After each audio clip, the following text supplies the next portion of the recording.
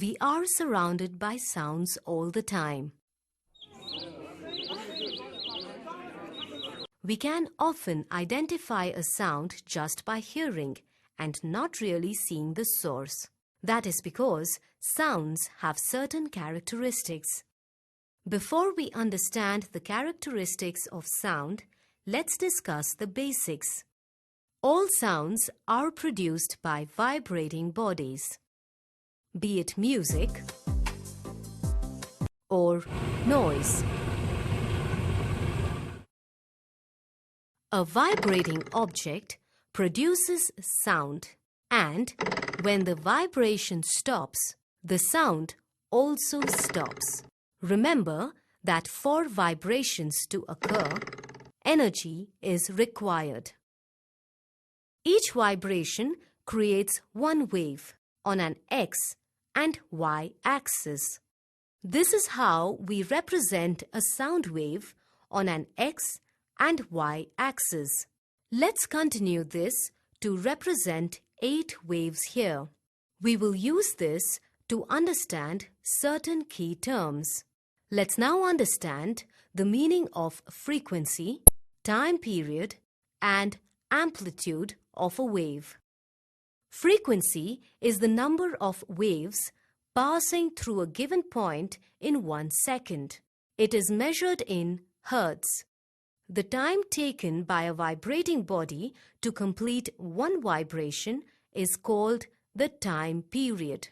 It is measured in seconds. Amplitude is the magnitude of the wave, how high it goes on the y-axis. You will understand how amplitude and frequency contribute to the characteristics of sound. At the end of this module, you will be able to describe the 3 primary characteristics of sound. We hear different sounds.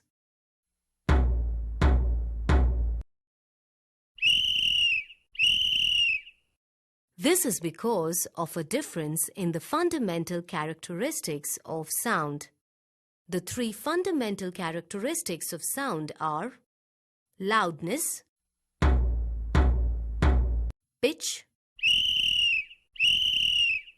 and quality or timbre.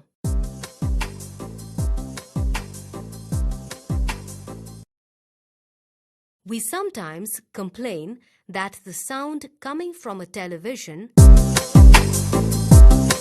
thunder,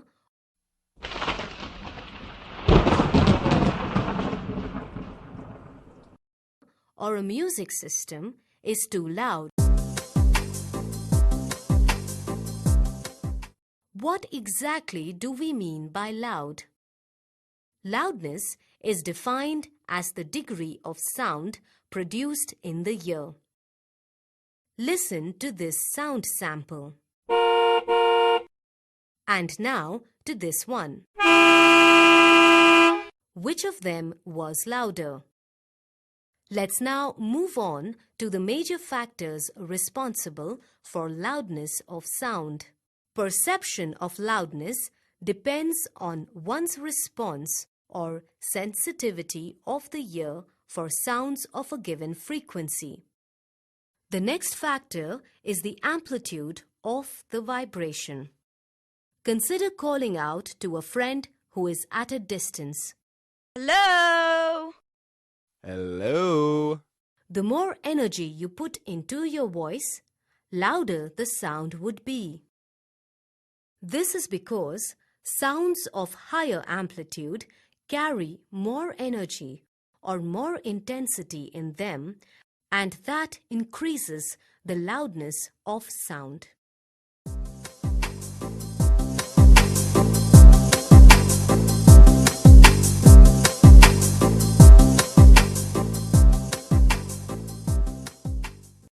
Area of the vibrating body is another factor that is also responsible for the loudness of the sound generated. Let's listen to some drum beats from these drums now.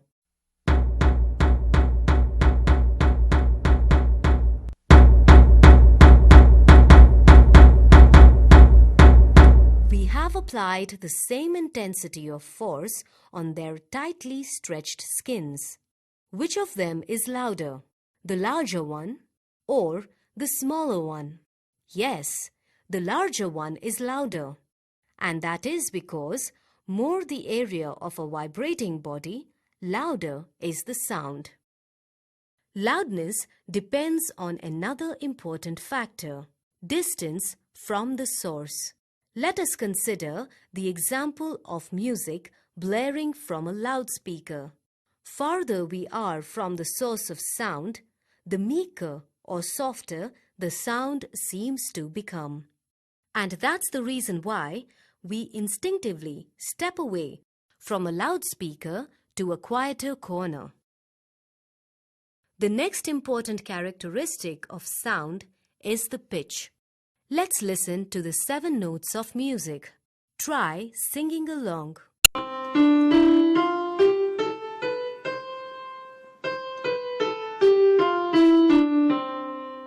The pitch of the first note is the lowest, while the 7th note is the highest.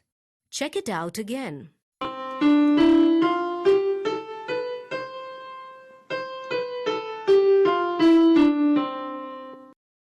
Pitch depends on the frequency of a vibrating body. Now, watch this. Hello. Hello. Female voices tend to have a higher frequency of vibration. The pitch is therefore higher. If the pitch of a sound is flat or lower in comparison, we can say that the frequency of vibration is low. The visuals here shows some examples of low-pitched and high-pitched sounds.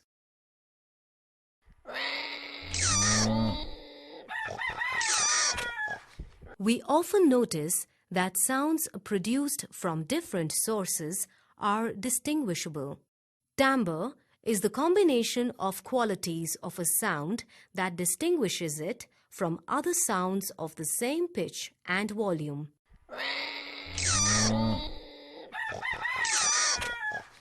Timbre depends on the frequency of the sound. Most sounds have multiple frequencies, and that makes them distinctly different from each other. Here are the highlights of what you just learned.